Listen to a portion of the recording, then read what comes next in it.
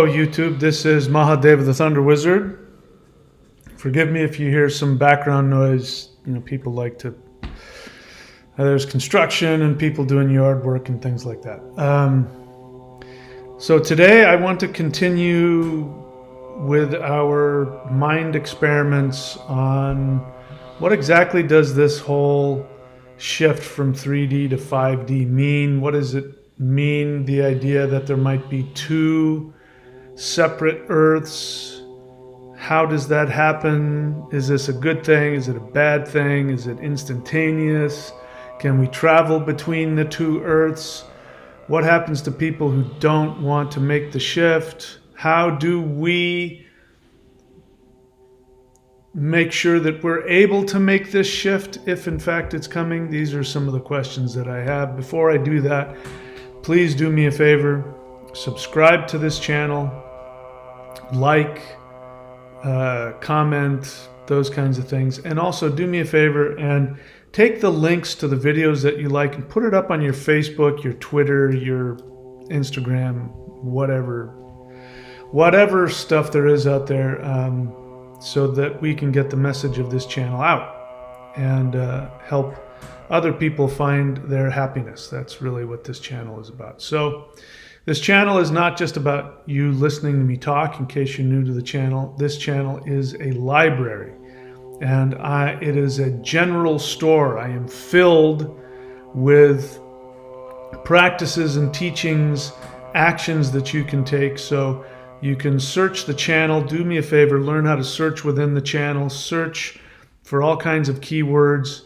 If you really want to get access to the most powerful stuff that I have available, subscribe to the Warrior 90-Day Lightning Qigong here at thunderwizard.com, courses.thunderwizard.com. Look for all of my books you can see it right here, michaelwilliamdenny.com.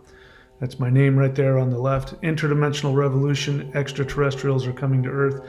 You can also just look for my books on Amazon, Kindle, or Audible, okay? So again, it's not just about sitting and listening to me talk. All right, so our 3D universe may exist in a black hole. This is very interesting to me, and this is apparently something new that astronomers are coming to figure out. And so my question is 5D Earth in a white hole? How do our intentions determine which universe we live in? So in case you're not familiar with this whole idea of the ascension to 5D and 5D Earth versus 3D Earth, this is, a new concept to me. A year ago, I didn't even know any of this stuff. I wouldn't have even paid attention to any of it a year ago. Even though I'm a spiritual teacher and a meditator and all that, I still considered myself a man of science, and I didn't buy into all this new age fantasy wannabe woke nonsense. But things have changed for me, which of course you know about if you follow my channel, and I am in a completely different space than I was even a year ago. And so I put into the chat a couple of links for videos from about 5 years ago from another channel, somebody talking about this idea of the solar flash and the wave and all of that. So you can check those out because those are quite enjoyable to listen to and to think about. I'm making these videos because I did not like the idea of there being two Earths. I didn't like it. I didn't like it for a bunch of reasons. Number one, because I am a very practical person. If I can't see, touch, experience it, it's very hard for me to buy into it. I know about spiritual experiences because I've experienced them, not because they make sense to my rational brain. But if I can experience it and if I can repeat the experience, then I'm totally happy to buy into it. So that's how I became a spirit fighter. That's how I became a meditator, a shaman, because I learned energy practices and techniques that I could repeat over and over again. And I could do things. I could bend the laws of reality as we know it, and I could do it over and over again. And because of that, I'm like, well, then this is real.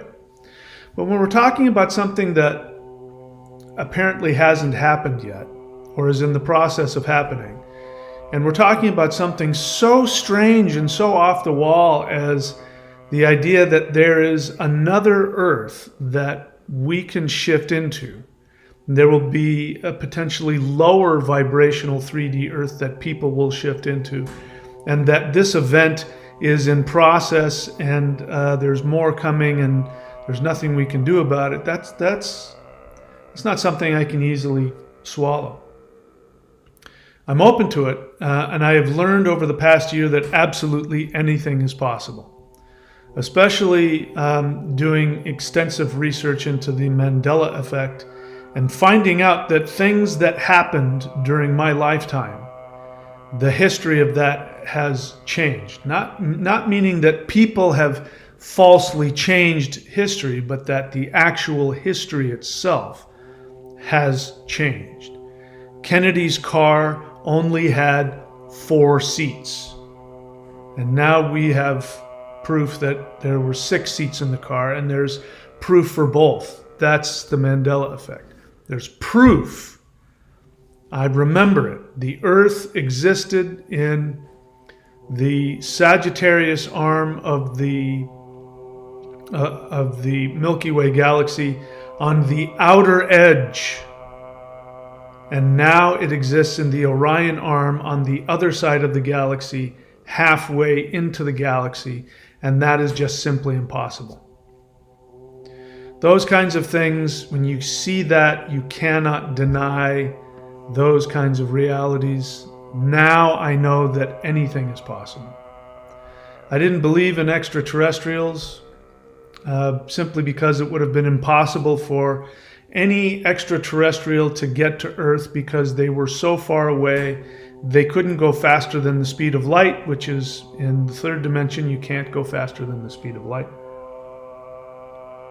And yet, I did some things, which is called CE5, and I have been in constant contact with extraterrestrials for almost a year. So my reality, based on my experiences that I can have, which I can prove, I have physical evidence or proof for it, has told me that life is very different. Now, those same beings have told me in some ways that I cannot deny, that there's going to be an event. There's going to be a worldwide event that everybody will see and experience. Exactly what that is, I don't know.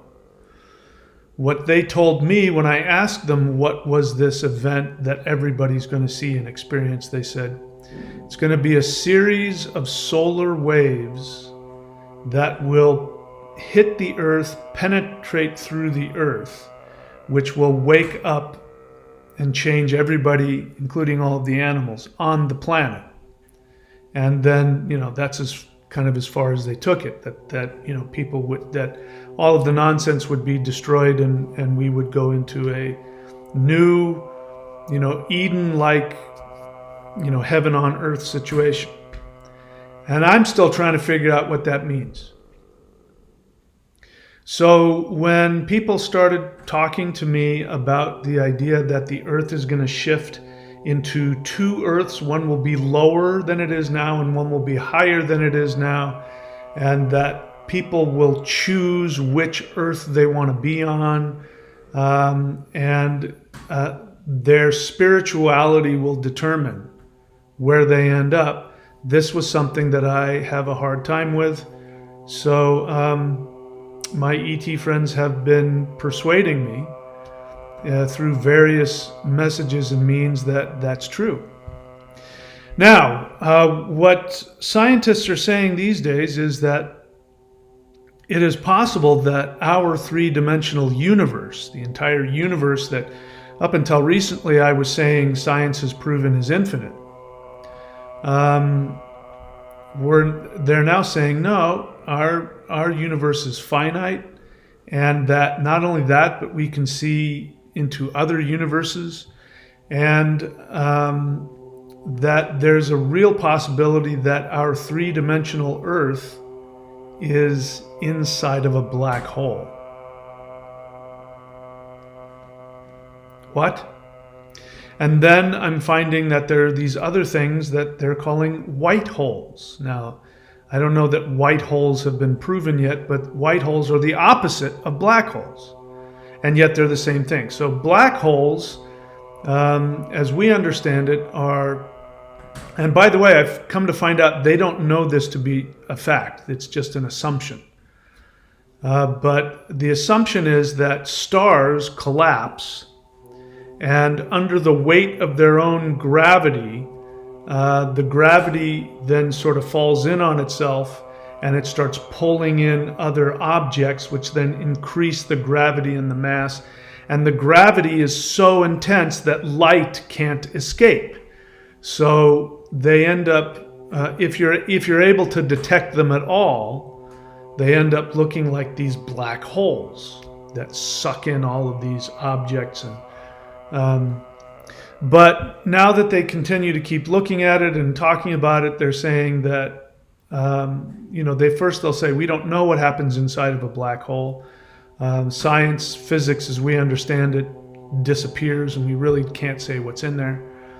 But now they're saying, the more that they look at it, that our reality, our universe, which we believed was created from a Big Bang, where you have the opposite of a black hole. You have mass. You have all of the mass of the universe, the universe that we live in, which from our perspective is infinite. All of the space and all of the mass is into a singularity, which is what is at the bottom of a black hole. The bottom of a black hole is a singularity. It's a point infinitely small that has infinite mass. And then from that boom, the universe exploded. So when you look at it, what do you end up having? You end up with the same thing. You have this singularity that one end is pulling in mass, and you have another point, the singularity that is releasing mass into a universe. So depending on where you are, are black holes just simply wormholes? Now, the reason I ask this question, I don't know. I'm not a scientist. I couldn't explain. I certainly am not a mathematician. I don't have the faintest idea how they figure that stuff out.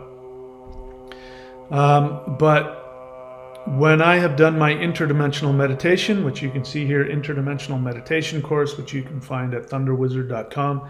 You can also find free guided interdimensional meditations. I just uploaded one, and I recommend everybody do it. If you can, do it on a regular basis. If you can do it every day, so much the better. But I recommend that you do that. So there are free guided interdimensional meditations on this channel. But I have some others where I guide you into some more higher dimension, my techniques of how I take it to higher levels. And I invite you to go check those out. But in interdimensional meditation, one of the first things that I learned was that black holes are portals to higher dimensions. I can't tell you why that works. I'm just telling you, in my meditations, beings would say, follow me, I want to show you something. And I would follow them, and one of the things that happened is we just dove straight into a black hole at the center of a galaxy. I can't remember which galaxy it was, if it was our galaxy or another galaxy, but actually I think it was the Andromeda galaxy, because I've also been told, again, here's the thing about this. I want to be clear about how I stay sane. When I take these interdimensional journeys, or when higher dimensional beings visit me, the information that they give me, I have learned I have to accept at face value. I just accept it without any questioning. And I accept it at face value because, number one, it's completely beyond the scope of my ability to understand, and it's beyond 3D science. It's, the things they tell me are impossible according to our understanding of reality. So I've learned to just accept them at face value, and because I know these beings exist. I've physically proven it. I have physical proof these beings exist. So I just accept what they tell me at face value. And when I come back into my physical body, when I come out of the meditation, I just don't get attached to it. I do my best not to try and figure it out. It's true, and at the same time, based on what I'm experiencing, it's not true, and they're both true. Both of these realities are true. Neither of them are true. Whatever they tell me, I just don't try and figure it out. And most importantly, I don't get emotionally or ego attached to it. I should say I do my best. There's been some recent revelations that have been difficult for me. And what ends up happening is that if I try and figure it out, my physical body, I give myself pain in my shoulder, my back starts to lock up. And it's because I'm struggling with trying to accept a 5-dimensional concept into 3D reality. And the reason why my brain does that is because it's afraid. So I want to make clear to you guys, if you are having difficulty with these concepts, I'm also having difficulty with these concepts. I'm not sitting here cavalierly throwing this out. I'm not some woke, wannabe, pot-smoking, love and light person who throws out these concepts without any real value to them, because it's a way of escaping reality. I'm not doing it. I'm not sitting here trying to look self-righteous and spiritual and look at me. I am having the same problems that perhaps you are, which is, how can this be real? And I have a problem with a lot of people on YouTube who self-righteously and indignantly talk about the elite and how they're going to be destroyed by 5D, and they just don't realize we're talking about human beings. If you're not spiritual enough, you won't make it to 5D. I have a very hard time listening to that. It's because I'm a human and I'm not perfect. And if you're perfect and you believe you're perfect, my hair is off to you. I'm not. So the idea that people can be left behind in a less than desirable reality is not something I can easily swallow.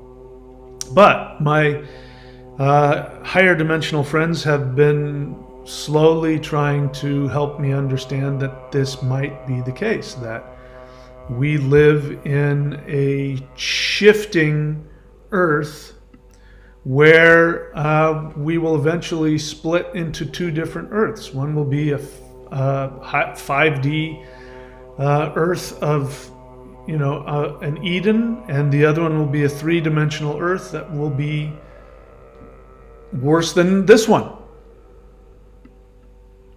So because I trust them, and because they've done nothing but show me tremendous love and healing, I am warming up to the idea. So this is why I'm trying to understand it a little more.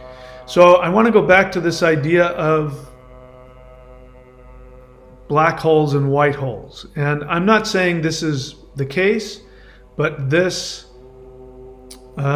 metaphor helps me understand. Here's what I've found to be important. I do not believe that anybody will be left behind who wants to evolve. And I don't care how far down. I don't care if you're a psychopathic murderer. I don't care if you're the devil incarnate. If you want to evolve and live in a more peaceful, wonderful place, and you make that decision, no matter how far down the scale you are, it is my belief that you will evolve. You might have a challenging experience, but you will evolve. Because I have come to find out that everything that happens in our world up to this point has always been our choice. You choose your life. I don't care how difficult your life is. This is why we all need to drop the whole, false beings of light forcing us to reincarnate onto this prison planet. You're not a victim. Because I'm telling you right now, victims will not advance. Victims will not evolve. They will not reach 5D. You cannot hold on to a victim mentality and be in the fifth dimension. I can tell you from personal experience that's impossible. It won't work. So please, you can acknowledge that you have those feelings and that the world feels that way to you.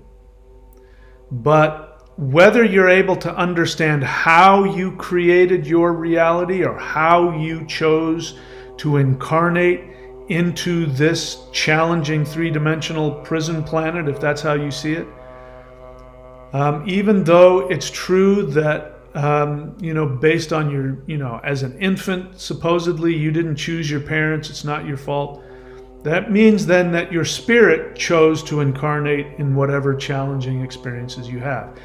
And the reason why you must accept that is because if you can't accept the idea that you chose to manifest yourself in this reality and you've continued to manifest your reality, if you refuse to accept that, the only alternative is that you are a helpless victim and that there is nothing you will ever be able to do to get out. So you can't on the one hand say, I want to escape the matrix, and oh, by the way, some evil being, false being of light trapped me here against my will. You can't have it both ways. You have to pick one. You have to pick a lane, son, as I heard on a TV show last night. You got to pick a lane. If you are a victim, you will always be a victim. Because being a victim means that you had no power. So you don't have to understand it, is the great thing. I don't understand it. I know that I chose to come here. And I've known that my whole life. I can remember the worst parts of my life when I was in my early 20s. I have to tell you, when I was in my early 20s, my deepest fantasy was that I would drive my car 60 miles an hour and that I would drive next to like a building that had a sharp edge, like a brick wall with a sharp edge, and I'd stick my head out and the wall would crack my head open and take off the top of my head, and then all of the insanity would ooze out. That was my greatest desire, was to have all the insanity ooze out of my head. So I've known ever since then that I chose this reality. And I can remember, without being involved and understanding anything about reincarnation or any of the stuff that I know to be true now, because I hadn't started that journey yet, I knew that if I didn't drive 60 miles an hour headfirst into a brick wall, and if I chose to face my challenges and if I chose to overcome them, I knew that I would burn away karma. I didn't know how I knew that, but I just knew that I would. And I remember sitting myself down and I said, okay, Mike, this is as good as it gets. You got to make the best of it. Now, that actually turned out not to be true. Things have turned out to be much better than that. But my acceptance, when I said this is as good as it gets, it meant that I was accepting my reality exactly for what it was, and I was going to do whatever I could to not escape, and I was going to do my best to be the best person I could be. And what I was doing is I was taking full responsibility for my life, not knowing how I got there or how, why me, none of that. And this is one of the key things that has given me the ability to get where I am today. So if you want what I have, you got to do what I do. And the first thing is you have to accept complete responsibility for where you are. If you're not able to do that, I can't help you. And there's literally nothing I can do. Only you can do that. So you take full responsibility for where you are. Now, since you've taken full responsibility for where you are, the next part I'm going to explain to you is this shift as these two earths are created. This lower dimensional 3D Earth does not sound like a lot of fun to me. This one is hard enough. I wouldn't want to go into that one. But the conclusion that I've come to is that I'm not going to worry about that, because what I just described, the victim mentality. The victim mentality is what creates the black hole. Because what is a black hole? A black hole is when you have gravity that starts to fall in on top of itself. And whenever you're a victim, that's what happens. You can't expand. Victims can't expand. If you're a victim, you become a thief. If you're a victim, you become a codependent. If you're a victim, you become a victim. If you're a victim, you become a victimizer. All you have to do is listen to any narcissist. Any narcissist abuser. They will vacillate between saying how they are the best, the most perfect. They will sound like a narcissist. They will vacillate between that, and then they will also say that they're the greatest victim. Nobody's been more victimized than I have. They always vacillate between those two. And the same is true for victims. Same is true for codependents. You see yourself as this super empath who's always victimized by other people. That's where the word super empath. They're not just an empath, they're a super empath. And they believe that they're super sensitive, and yet they're so dense to the understanding of how to avoid abusive people. You can't be a super empath and continuously get in relationships with abusers. You have to pick a lane. If you're continuously getting in relationships with abusive people, it means that you're clueless. It means that your empathy is not working for you. You're not able to see what's going on with others. And of course, super empaths will say their greatest superpower is they can tell exactly what people want, and yet they still end up with all of these abusive people. So they're deluded. It's the flip side of the narcissist. That's why narcissists and empaths go together, because empaths are codependents. They're the flip side. They have their own narcissism. I'm more sensitive than anybody. I can tell what you're feeling. I'm only here to help the world. I'm an empath. They're narcissists, because narcissists say the same thing. So this is gravity caving in on top of itself. And that is a black hole. So if the world is going to split into two, and we're going to move into a lighter, more expansive, more loving, more healing, more beautiful world that actually gets out of a black hole. Let's talk about what it's like to be inside of a black hole.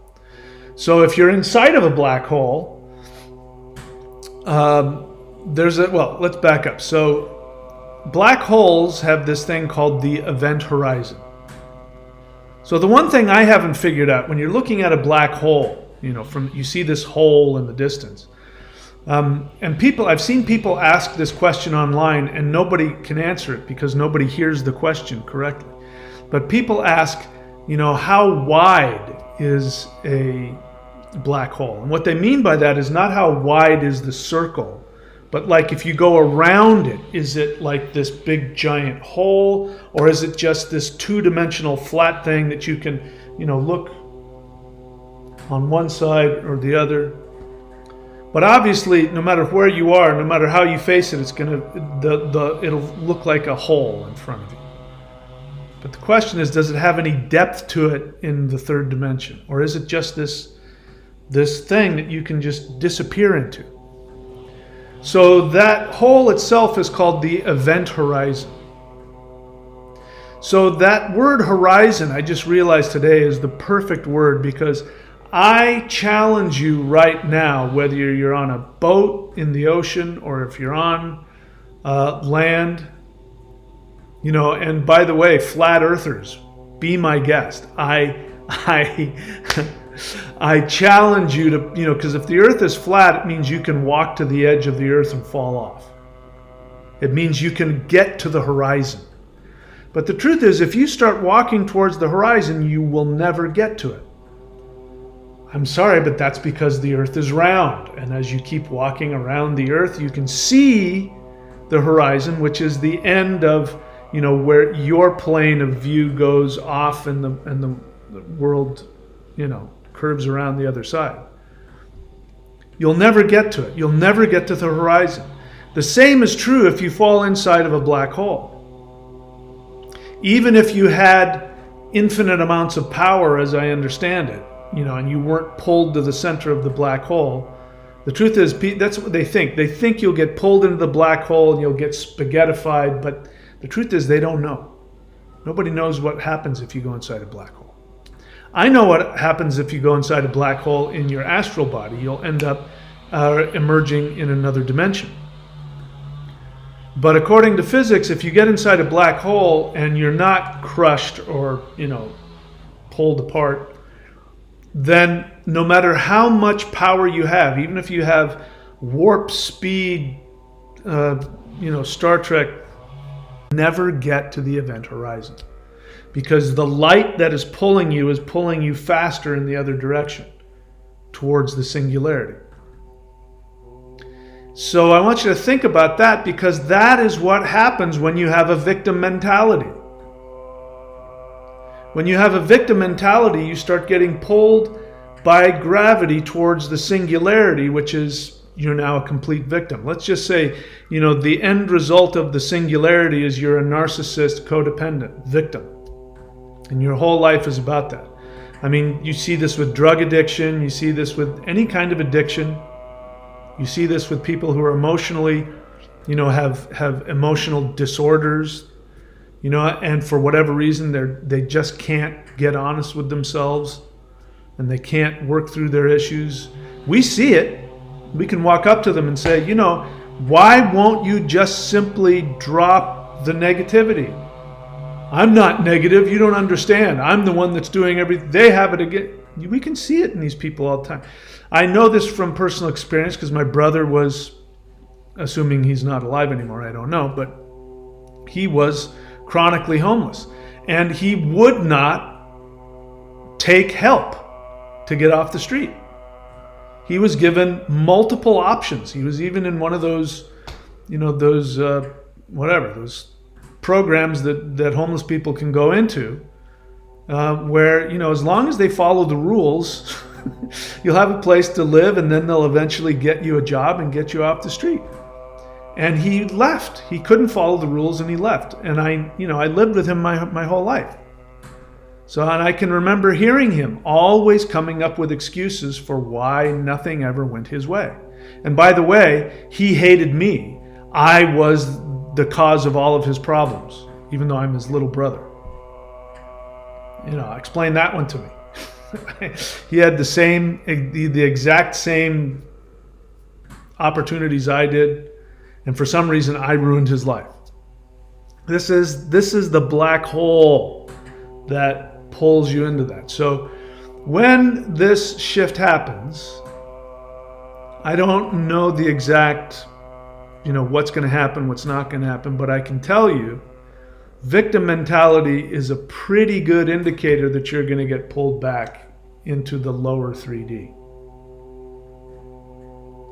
And the thing about being trapped in your narcissism is that you're unaware of anybody around you. This is called lack of empathy. To not have empathy means you don't empathize with that anybody else has feelings. Narcissists see people as objects. They see them as, stick figures, as action figures. They don't see them as people. And that's because, why? They live in a black hole. Because to be in a black hole means you can never get out past the event horizon, which means you can't see anything outside of the black hole. You can't see any other universes. And other people are like other universes. So if we're in a black hole, we can't see any other universes. This is why the higher dimensional beings, they don't just simply manifest in 3D and sit down and have a cup of coffee with you and explain to you the universe. They're not part of our dimension, which means they're not inside the black hole. That's why they can talk to us and we can't hear them. They can see us. They can hear us, just like we would be able to see and hear people in a two-dimensional universe, but those people in the two-dimensional universe wouldn't be able to see or hear us. And so that's that black hole. I like that idea of three-dimensional universe being a black hole, because what is our experience? Our experience of the 3D universe is that we're all isolated. You think that if you don't speak, that your thoughts will just stay in your brain pan and nobody else will hear them. You can have whatever thoughts you want and nobody will ever see them. That's why people feel alone and isolated all the time. That's an illusion. I know now from personal experience, I am in continuous connection with infinite numbers of conscious beings all the time. And that's always been the case my whole life. I just didn't know it. The same is true for you. You can believe it or not, it's completely up to you.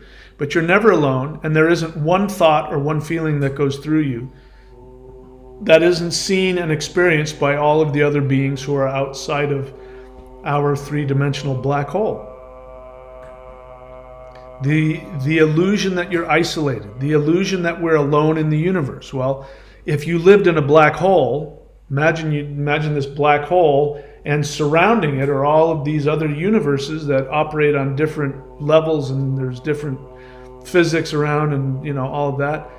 But you don't know that, because again, what ends up happening? The event horizon of a black hole is like a mirror. You can't see past it. It just, even if you had the ability inside of a black hole to go up to the event horizon, it would be like this black mirror, and you would just see a reflection of yourself and what's behind you. You wouldn't be able to see out of it. You wouldn't be able to hear, see, touch anything. And what does that describe? That describes what it's like to be a human being. We feel isolated, alone. We can't see anything beyond. The only time that people know what it's like to be outside of the third dimension is if they die. If they die and come back, they come back with stories of these higher dimensions, these beautiful heaven-like places. So, as much as these higher dimensional beings would love to talk and communicate with you, they can only do so through spiritual connection, which is your intuition. When you go deep into meditation and you get this wonderful intuition about something, you get inspired, that's called a higher dimensional being communicating to you. An interesting one. One of my viewers on this channel did CE5 when I first started doing it, and she knows who she is. And she said that I think it was her first experience, was that afterwards, when she was done, doing the meditation and connecting, she was in her house and she could hear somebody saying hello in her voice. Somebody else was walking through the house in her voice going, hello. That's strange. That's creepy, isn't it? Well, it only makes sense because we can't hear anything but ourselves. So if you're outside of that, the only way that somebody's going to hear you is if you vibrate on their vibrational level. So you hear your own voice. On my video, How I Became an Extra Terrestrial, go look for it on my channel. I have recorded on video the first time that I made contact, because my radio went off. I was doing what I was told to do, which was to take your ham radio, your wireless walkie-talkie radio, and I was transmitting these signals which were supposed to tell the alien ships out there where I was. That's the theory. Of course, that's not at all what happens, but that's what we need to do in order to make it work. Otherwise, we can't create a portal where it can happen if it doesn't make sense to us. So that made sense to me. Oh, he's flying around out there in the 3D just beyond and if I tell him where I am, he'll show up. And the way you know that they found you is that they respond on the radio. The radio makes a bunch of weird noises that it can't make on its own. And so that happened. The radio started making noises, and I bolted up, and I was scared out of my mind, and I said, "Are you here?" And at the time, I heard nothing. But on the video, you can hear a voice say, "Yes." Somebody was there with me, but I couldn't see them, and I couldn't hear them. And it sounded like my voice, but it wasn't. I guarantee you I didn't say, "Are you here?" "Yes." It didn't happen. It was lower. It was a lower voice than mine, even. But, so they can only reach us through that part of us that isn't trapped in the third dimension. And the part of you that is not trapped in the third dimension is your spirit. This is why meditation is the most important thing human beings can do. Because when you meditate, your spirit can then connect to other dimensions, and you create a portal through which you can get information. And this is why doing all of these energy practices, even though I'm a very practical, rational person, I was able to do these energy practices that gave me the ability to do things that are supposed to be impossible. It's because by doing energy practices, you're in a meditative state. And when you're in a meditative state, you're not completely in this dimension. To underline this, I wish I had the pictures. They're on some old computer that's probably in storage or in the trash somewhere. I don't know. But this had to have been 25, 30 years ago. And I was playing drums. I was teaching people the drums that I learned, African drums. And I was teaching people how to do that. And somebody was there, took pictures. And when I used to teach those classes, which I hope to get to do again, but when I used to teach those classes, my crown chakra would really get sensitive and I would get really loopy. And I didn't like it. It wasn't a comfortable feeling at all. And when I taught class, I would teach class and then I would have to lie down the whole next day and not do anything because I wasn't really in my body. That's how it felt. And it was uncomfortable. Anyways, so in this class, the host there took a couple of pictures of me. One was me playing. And in the picture, my head is gone. You can see right through where my head was supposed to be. You can see my shoulders and, you can see a little bit of my legs, but, and I think you can see my hands, but you can't see me. I'm gone. I'm not there. And you can see right through me. You can see what's on the other side. You can see what's behind me. And I know that guy's place, and I was like, oh my God, that's so weird. And he took another picture of me, in between songs. I got up and I think I was walking to go to the bathroom or something. And the same thing, my head is gone. And part of my body was gone. And you can see right through me. And we would look at these pictures and go, how the hell did this happen? What does that mean? I've since had other pictures taken of me when I was not in a normal 3D state. And this is when I was in a destructive relationship with a really messed up individual. And looking at me from the side, my head was behind my body. My body was here and my head was back here. So I'm sharing this with you to help you understand that being in an altered state of consciousness is a portal to another dimension. So we're never going to know who we are until we do that. So this is why if you are filled with fear and anger and hatred and pain and misery, don't worry about it. Do some kind of practice. Do some kind of meditation. Because you can't be in a victim state if you're doing meditation either. At least for a split second, you'll get out of it. If you're chanting a mantra, you'll get out of your victim mindset for at least a couple of seconds. So that's really the bottom line of what I'm trying to say here today, is that if I'm not saying this is the case, but let's just imagine, for example, that the lower 3D is sort of like a black hole.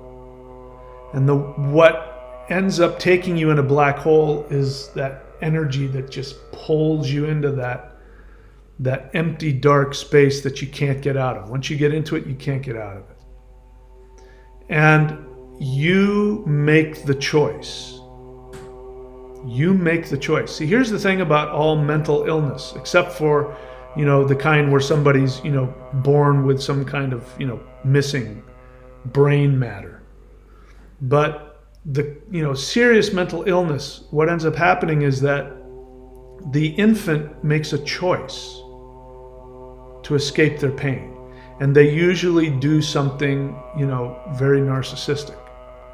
Like how people with narcissistic personality disorder are created is in infancy, the pain that they experience from not being loved feels like it's killing them, which it is. And in order to avoid dying, they create a fantasy where they're God and everybody else is there to serve them. And that's a black hole of narcissism. You can never get out. And it's a choice. It's a survival mechanism, and pretty much everybody put in that position does that. So it's an understandable response, but it is a choice. And then as time goes on, they keep revisiting that choice, and it becomes more and more ingrained, and by the time they're a full adult, they're crazy. They're narcissistic, psychopathic lunatics. The same is true for hardcore codependence. Every single one of you out there who believe that you are a super empath and you have self-righteous feelings about how empathic you are and how the world is, you're a narcissist. You're the flip side. That victim mentality that you can't get out of, where you don't take responsibility for the fact that you chose to be with those abusive people that you keep choosing. You don't take responsibility. You're unable to take a look at yourself. You don't realize how all of your codependent, fixing everybody is actually unsolicited advice, and it's destructive and abusive. You don't realize how passive aggressive you are. The people on my channel that give me the most trouble, that get the most angry with me, are people who identify as super empaths and all those. When I call them on their bullshit, those people are the worst. They attack me more than anybody. A lot of narcissists don't care. They just don't care what you think. And so the point is that you don't see how angry you are. You don't see all of that negativity, which keeps you trapped in your little bubble.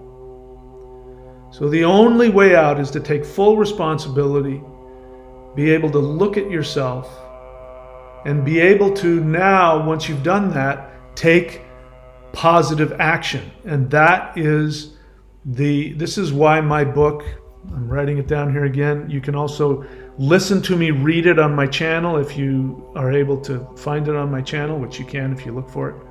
I think I've got a playlist, The Shamanic Secret Commandment to a Perfect Life. That book is the most important book I have, because no matter how far down the scale you are, no matter how narcissistic you are, no matter how much pain or victim mentality you have, if you take the actions that book teaches you how to do, you will have the ability to make your way out of the narcissistic event horizon. So if you want to make it to 5D, you don't have to be perfect. You don't even have to be happy. You only have to take responsibility and then take action towards living the desires of your soul. And if you do those two things to the best of your ability, you don't have to be perfect. If you do that to the best of your ability, you are guaranteed to shift. If in fact this shift is coming, which my friends keep telling me that it is in the process of happening. All right, so that's it for me. I'm happy to take any questions. The way this works is if you have a question, write the word question in all caps, and then write the question is normal script. Don't scream at me in all caps through the whole thing. If you have a feeling, write the word feeling and share that. Those are the two things I want from you, your questions and your feelings, because those are the things that keep you open. Those are the things that allow you to connect to higher dimensions. Asking honest questions. Again, a question isn't asking me, what do I think of? That's not a question. Question is an honest question. You're trying to figure something out and you think I have the answer, which I might not have, but you think I have the answer to something that you don't have the answer to. All right, let's take a look at what we got here. I left a couple of links up at the top. Go check those out. Those are very interesting versions of the solar flash. The second one actually predicts that the solar flash will happen now, because the video was made 5 years ago. The other one makes a prediction for a time frame which didn't happen. I've given up on trying to predict when these things are going to happen, because every time I try and do it, I'm wrong. So I've given up on that, and I don't think that's how it works anyway. But let's see. Vincent.thunderwizard.com. Feeling. I received print copies of my book. I feel happy and accomplished. So very good, Vincent. You should write in there where people can go to get your book. Do you have a website for your book? You should have a website if you don't already have it, so people can go to that website and find it. If you put that up here, I'll let people know where to find your book. It's an astrology book, and it's very good. I recommend people look at it if you're interested in Vedic astrology. TT question: even if they exist beyond our reality, who are they? Please, again, it's good to get out of your narcissism when you write a question. Put full context. Don't assume that I'm gonna be able to go back in time and know where I was and what you're thinking of. We're not psychic. You got to be able to let us know. Even if they exist beyond our reality, how do you know they are being genuine?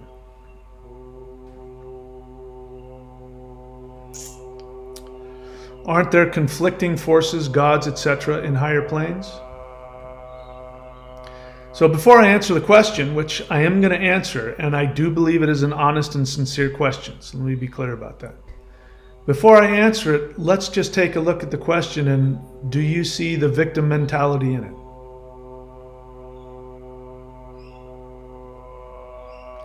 You haven't heard me say anything about anything negative.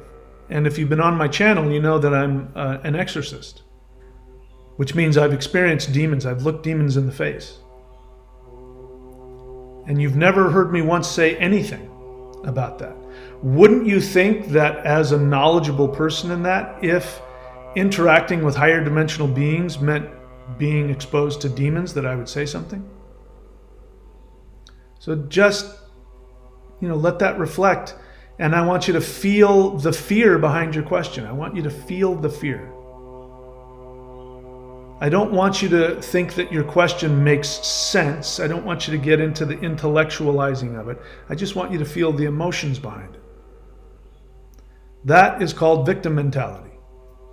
It's an honest question. I'm not trying to doubt your question, but before I acknowledge it, I want you to feel the fear that you carry with you.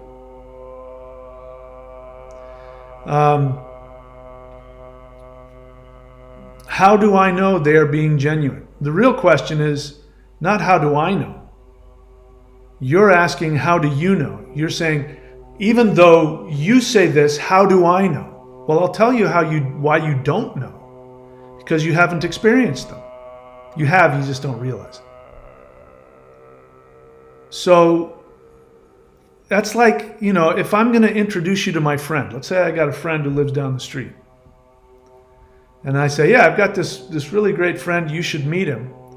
Is the first thing that comes out of your mouth, do you say, but how do I know he's genuine?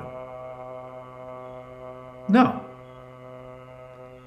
I mean, if it is, then you're really seriously paranoid. But you don't. Because you know that I've experienced that person. So if I've got a friend and you experience me, we haven't even got to the fact that if you're my friend, you've experienced me. And you know whether or not you can trust me. You know whether or not I'm genuine. So you would never ask me if I said, I've got this friend, because you'd never ask me, is your friend genuine? Can I trust him? You would never say that. Because since you've experienced me, you know that I've experienced him, and therefore you already know without thinking about it that you will experience that other person, and you don't need to ask ahead of time whether or not that person is genuine. So the answer to your question is, since you have not experienced them, whoever they are that you're referring to, since you haven't experienced them, you don't know if they're genuine. Now, let me give you another scenario. Let's say I say, I've got a friend, you really got to meet him, John, my friend. And you'd say, listen, until you can prove to me that John is genuine and trustable, I'm not going to meet him. I would say, you know what, here's a number of a therapist. I've got other things to do. I wish you all the best. I don't think we could be friends. Because that's just insanely paranoid.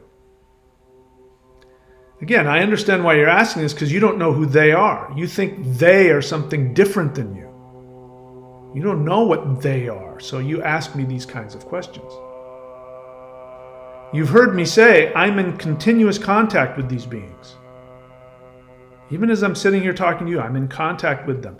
Energetically, psychologically, emotionally, I'm in contact with them.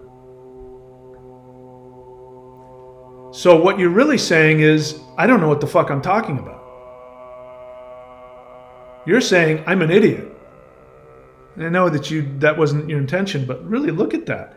The amount of paranoia that is driving your assumptions and your questions, you don't realize that you've disrespected me, disrespected my friends, because you haven't bothered to get out of yourself in order to experience them.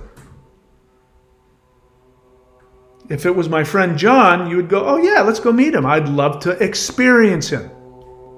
Sounds great. Let's go have coffee. So the answer to your question is, you don't know. How do I know? Because I've experienced them. That's how I know. But you don't know that. So just because I know that doesn't mean that you're going to know that. You already know that I trust them. You already know that I've experienced them, and yet you were forced. Your fear forced you to ask me the question, how do you know that they're not evil demons? How do you know that? You don't trust me. And you don't trust me because you don't trust yourself. The bottom line behind your question is, I don't trust my ability to determine whether or not something or somebody is safe. And so therefore, I'm not going to get out of my bubble and experience something in the unknown. You go on to say, aren't there conflicting forces, gods, etc. in higher planes? Have you been in higher planes? Do you know for a fact when you say conflicting, you mean good and evil? You're asking me, are there evil gods in higher planes? Have you been to the higher planes? Have you seen the evil gods in higher planes? Why are you asking me something you haven't experienced? Where did you hear this? You heard it from somebody on YouTube who hasn't experienced it, but who will tell you that beings of light, false beings of light, will trap you into this prison planet and there's no way out. And again, if that's the case, you're fucked. If there are evil, higher dimensional, false beings of light who trap you in 3D, which means they're more powerful than you and you can't escape them, it means you never will. So just give up hope if that's what you believe. I know you don't believe that, or you wouldn't be on here and you wouldn't be asking questions. So I'm mirroring back to you the ridiculousness of the assumptions that you've bought into because somebody else on YouTube told you that's how reality works. And yet you yourself haven't experienced it. The fundamental question should start with the assumption that you are a being of light and that you will have the ability to know what is good for you and what isn't. Therefore, you should get out of your tiny little bubble of narcissistic inexperience and you should go experience something different. So rethink your question. And the question you should be asking yourself is, am I willing to get out of my experience and experience something different? Am I willing to find out for myself? Because if you don't find out for yourself, it doesn't matter what I say. Then you're just, even if you believe what I say, then you're no better than somebody in some cult. You know, religions are all about believe what I say. That's why they're called believers. You know, a Muslim, what does they do? A Muslim cuts the head off of an infidel, an unbeliever. You have to believe what somebody else says. You read the Bible. How do you know the Bible is the Word of God? Well, my pastors said it was the Word of God, and I have to believe the Word of God. And if I don't believe the Word of God, then I don't believe God. It's all hearsay. It's all somebody else's word. You're taking somebody else's word for the most important thing. And you want to ask me a question and take my word for it because you, for whatever reason, are unwilling or unable to get out of your own experience and find out for yourself. I tell you how to do that on this channel. All right, now that I've completely disemboweled you, the short answer is that it is impossible in anything other than 3D or below. It is impossible to have predatory, narcissistic, evil intentions, which means it's impossible to take predatory actions in the fifth dimension or above. It's impossible. Because remember, let's go back to what this is about. I'm talking about being trapped in the black hole of your narcissism and not being able to get beyond the event horizon, which is your own wrapped inside our own narcissism, which is the third dimension. And understand that when you get into a higher dimension, you're no longer trapped by that, which means you're not in a state of isolation. So if you're not in a state of isolation, it means that you feel yourself in everything.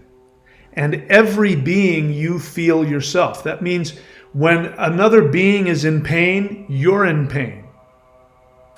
When you are in bliss, another being feels that and is in bliss. If they're in bliss, you feel their bliss. So it would be impossible for you in that state to do anything to harm anybody else, because you'd be hurting yourself. Can you understand that? So, no, there aren't conflicting forces, meaning there isn't good and bad gods. They have different purposes, but none of them are evil, none of them are predatory, none of them have any desire to hurt you, because if they did, it would mean they would hurt themselves. Let me give you another example. I've said it on the channel. I forget, is Joe Dispenza. I'm liking him more and more. He was talking about teaching a seminar on opening up the pineal gland, meditations to open up the pineal gland for healing, because that's his thing. He learned how to heal himself. So he's got all this research and science and experience in how to heal yourself through meditation. And so he says, he makes it very clear that to get to the place of healing yourself, you actually go to the fifth dimension and you rebuild and reformat your body. So he was teaching people how to do some kind of pineal gland meditation, which, by the way, all of the stuff we do here is pineal gland meditative stuff. So if you want to learn how to get to that kind of power, go to thunderwizard.com and subscribe. Or do the free stuff, I don't care.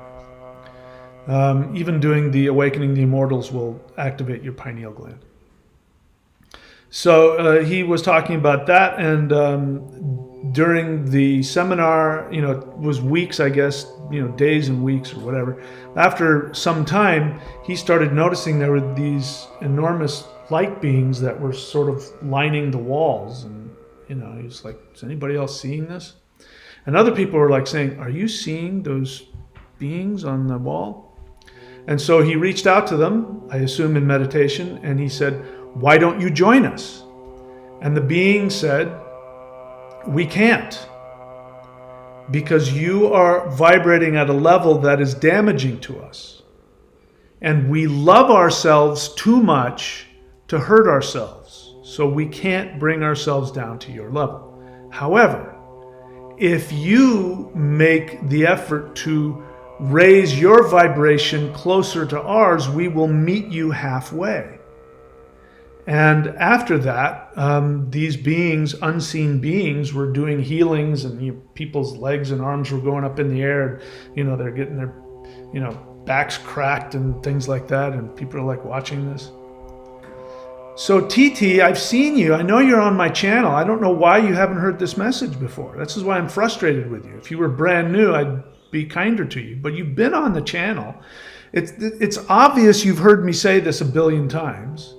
Why do you need to keep asking that question? Why are you so unwilling to let go of your safety mechanism of feeling afraid? I understand why you're afraid, but it frustrates me that you're on the channel. I appreciate that you're asking, but why haven't you moved beyond that? What's keeping you? What's stopping you from doing that? Go ahead and take a risk. What have you got to lose? Nothing. Okay, somebody says not a question, so I'm not going to read that because I only want your questions. Let's see what else. What happens after that? Agent of the Universe. Question. Is autism a result of past karmic actions from past lives worth of not following your soul? Agent of the Universe, you're in a bad spot. The last question you asked, I came back and I said, why are you so insistent on going into victim mentality? You're in a victim mentality here, my friend. That you're not asking me your question. You're trying to get me to co-sign this idea that, whatever it is, you did something wrong. Bear in mind, autism is a state of duality in the mind. The mind goes to a state of duality. Everything is good or bad, right or wrong, up or down. And unfortunately, you're going to have to learn to be in the middle there. You're going to have to learn to have two feelings at once, two thoughts at once. And you're trying to push me in a corner, and I don't want to go. And the answer to your question is it doesn't matter. The way out is the same. I've told you exactly what to do. Do the work to listen to your soul and take action towards what gives you happiness and joy. Learn how to live in a state of non-judgment where you don't judge other people. And you treat people, even if you do feel negative feelings towards people, you act as though you don't. You treat them as though you have. Ask yourself, what would a non-judgmental person who loves this person unconditionally do? And then go do it. I've also given you a great thing for you to do. You should be doing this every day, which is you do something nice for another person, but you never let them know. So you can't take any credit for it. Do something. Even if that's to meditate and wish them a loving, happy life. But if you can physically do something nice for somebody and not let them know you did it, that's going to put you in a state where you're not in a state of judgment, you're not in a state of fear. So I appreciate your question, but the answer is meaningless. It doesn't matter. The only thing that matters is what you do to improve yourself. So you know what to do, so just do it. And have your feelings, talk to your therapist, work through your feelings and get honest with them, but your actions, have the commitment to have your actions be positive and loving. If you do that, you got nothing to worry about. Agent of the Universe question. I don't want to be a victim but sometimes it gets difficult. So feeling like a victim is not the same as choosing to be a victim. Because people who choose to be a victim would be incapable of doing what I just said.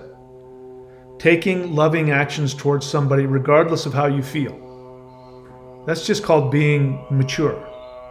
This is what happens when you get married. You have to learn that real quick. You have to be nice and loving to your spouse, even though I'm so sick of this person, I wish they would leave forever and never come back. That's a feeling that comes up when you're living in close proximity with somebody that, you don't know as well as you thought you did. But you learn real quick to act loving towards that person anyway, because you start thinking about how would I want somebody to treat me? And then you treat them that way. So, Agent of the Universe, that's all you have to do. I'm not telling you to stop having your feelings. I'm not telling you to not feel like a victim, because you can't control how you feel. You can only control what you do. And I'm going to keep telling you, I've told you what I just told you how many hundreds of times. I keep telling you the same thing. And I know that every day it comes back. But my answer is always going to be the same. You can keep asking me. But, your fears, your feelings are meaningless. What you do is the only thing that matters. Decibio question. Is someone's guardian angel and spirit animal the same thing? Why do you need to know that? What difference does it make? I can tell you this, that guardian angels are higher dimensional ETs. They always have been. I don't know exactly what a spirit animal is, but it's okay with me if they're the same thing. I don't care if they're the same or different. Who cares? Anyway, thanks for the question. I don't have the answer to that question. King of the Conflagration question. Can we hypothetically... I hate hypothetical questions. Can we hypothetically assume that all souls, regardless of how many lifetimes they need, are able to learn all the lessons that life or multiple lifetimes can offer? I don't understand your question.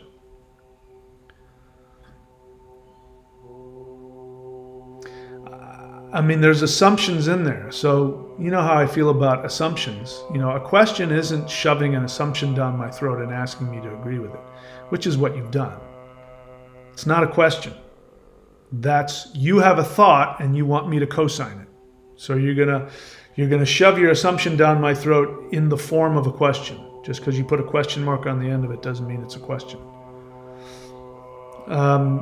Can we assume that all souls, regardless of how many lifetimes they need? That's an assumption there. How do you know that there's a certain number of lifetimes that somebody needs? How do you know that you could accomplish everything in one lifetime if you wanted? How do you know that? How do you know that that's not the case? So there's a lot of assumptions there. You're forcing me to assume that somebody has to have a certain fixed number of lifetimes, and I don't know that.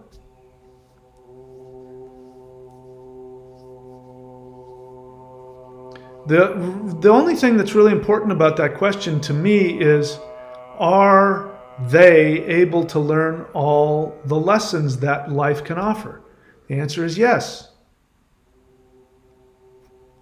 Look, there was one thought problem that I enjoyed about Christianity.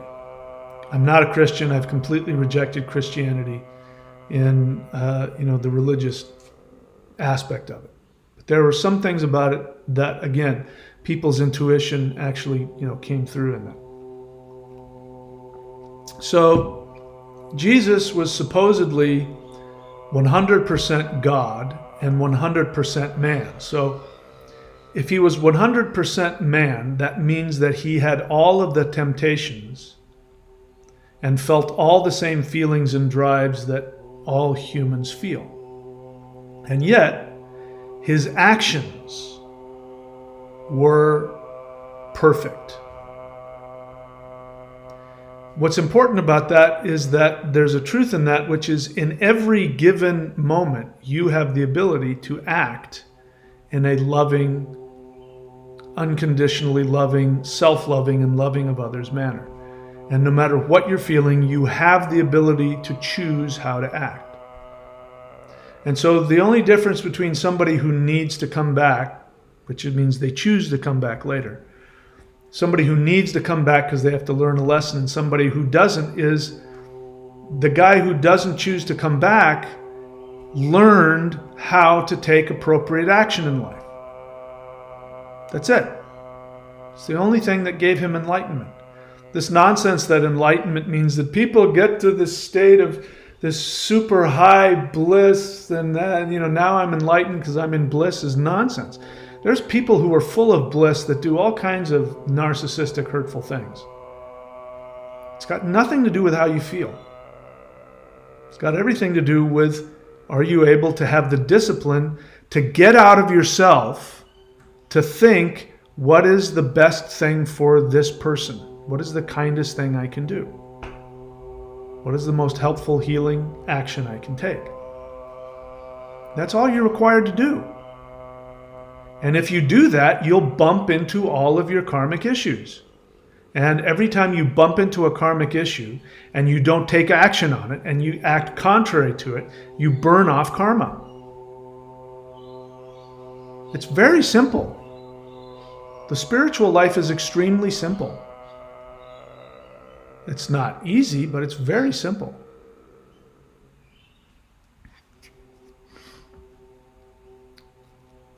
Scully the Hypno Skull. Question. Why is it the fifth dimension? Why not the fourth? Welcome to the channel. I've already explained this, but I'll explain it again. We live in 3D space-time. You've heard that before, right? The third dimension is up, down, backwards and forwards. That's the third dimension. That's the box in which we live. But if all we were was in the third dimension, we'd be frozen.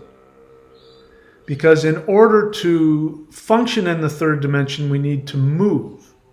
And when you move, you're now involving time, because you can't move without time.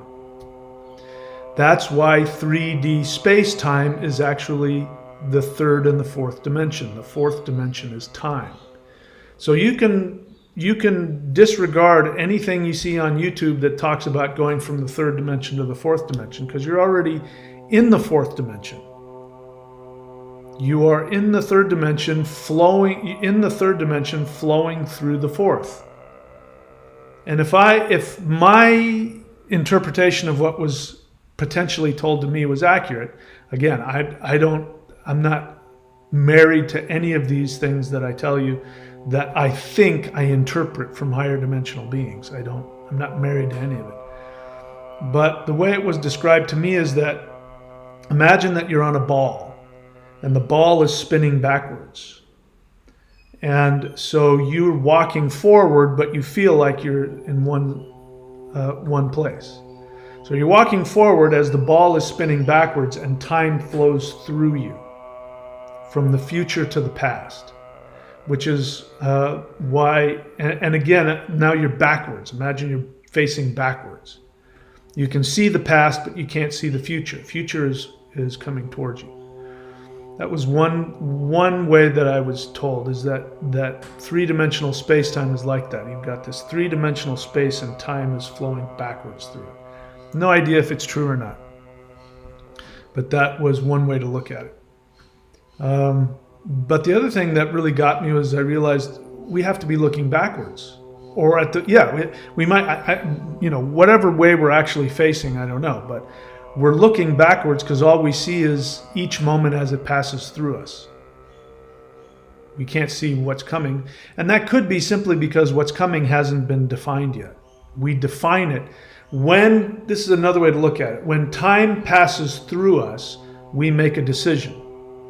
Your decision then creates a reality which then flows through you, which then after the fact you see it and you remember it. So your understanding of time is remembering the moment that's just passed through you that you've made a decision about.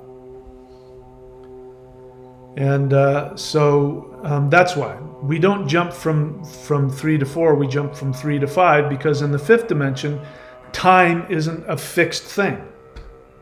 Time is a probability. And in the fourth dimension, time isn't a probability. It goes from past to future. It seems to flow in one direction. So that's the answer to that question. Sum 1, feeling. Write the word feeling in all caps so that I see it. Write the word question in all caps so that I see it. You say feeling. I feel that it could be happening right now. Okay, let me stop you for a second. A feeling is not an opinion. This is very, very important. People conflate opinions with feelings because they have a strong feeling attached to their opinion. There was one guy that used to come on here. I had to block him after a while, and he would say, I feel really strongly that Jesus is Lord. And I'd say, that's not a feeling, that's an opinion. The fact that you have a lot of emotions attached to that opinion doesn't mean that you're sharing a feeling. His real feeling was, I'm scared that you don't believe what I believe. His real feeling was, I'm mad at you that you keep saying Jesus isn't real. Those were his feelings, but his opinion was that Jesus was Lord, and he really felt strongly about that. So you've said, I feel that it could be happening now, slowly, or already has, if time is not real, possibly each of us aligned to it individually. Maybe. That's not a feeling. I got nothing against that opinion, but that's an opinion. A feeling is, I'm happy. So the real thing is, what do you feel about that? I have all kinds of opinions. Want to know how I feel about it? I'm confused. I'm excited. I'm scared. I'm impatient. These are feelings that I have about this. That's a feeling, not an opinion. Okay? Welcome to the channel. Question, why are you so mean? First off, that's not a question. That's a feeling. You know, I'm angry at you because you seem really mean. And, you know, you're lucky you didn't ask me that question a while ago, because I would have really torn you to pieces. It's very accusative. It's very judgmental. And so you're in a very judgmental state. Calling me mean is judgmental. The question is, am I helping people? So I care about you so much that I'm willing to say whatever I feel I need to say to get the point across to you, even if that means telling you something you don't want to hear, even if that means challenging your defenses around something that's not helpful to you. And that's not being mean. That's called, you know, by the way, you know, if you want to hear the kind of teacher I am, there's a guy, KRS channel. He's a Vedic astrologer, and he'll tell you, a true teacher is somebody that gives you the bitter medicine. He tells you, he doesn't stroke your ego. He's not there to make you feel good. He's there to give you the truth, and you're not going to like most of the time you hear it. So the fact that you experience me as mean is telling me I'm doing my job. So I have no attachment to whether you like me, don't like me, subscribe to my channel, don't subscribe to my channel. I have no interest in that, but I do have an interest, since I have a limited amount of time with you, to tell you the truth whether you like it or not. What you do with it is not my problem. So that's why I'm so direct. Mean is a judgment, and if you've been my student long enough, you find out, at some point you will find out that I am the most kind, loving teacher you'll ever have. Because I will never devalue you in the way where I let your opinion of me determine what I do. My job is to tell you the truth that you need in order to save your ass. And just like a coach on a football field, he doesn't tell the guy, oh, that's okay, you didn't make the pass, that's all right. No, he tells them, get your ass out there and do what we practiced, because he knows that guy wants to win the game more than he wants anything else. So my job is to tell you the truth. And someone, if you don't like it, you can go. I'm not keeping you here.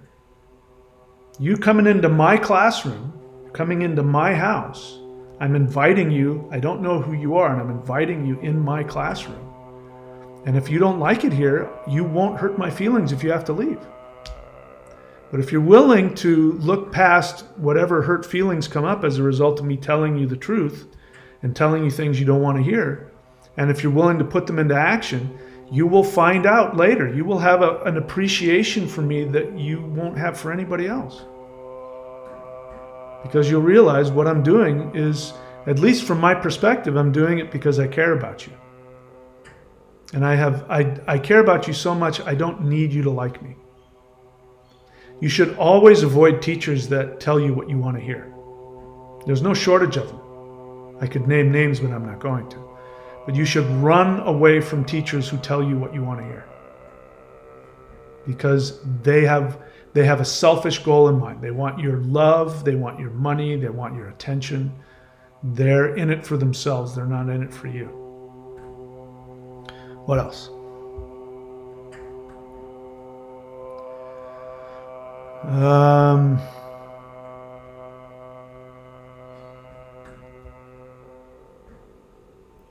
All right, so let's see what else. Sophia Palumbo question, does such meditation and contact activate the heart chakra?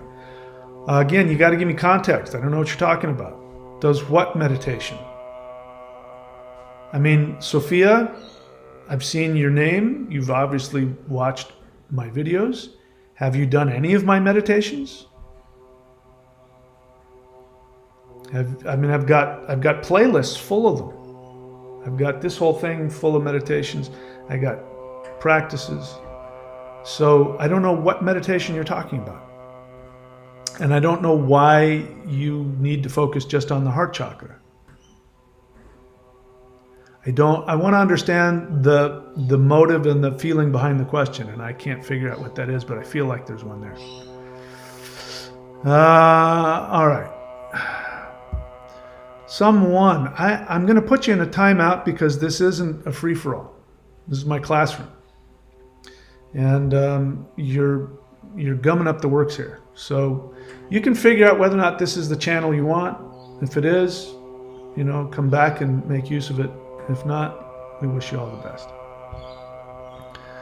Let's see what else.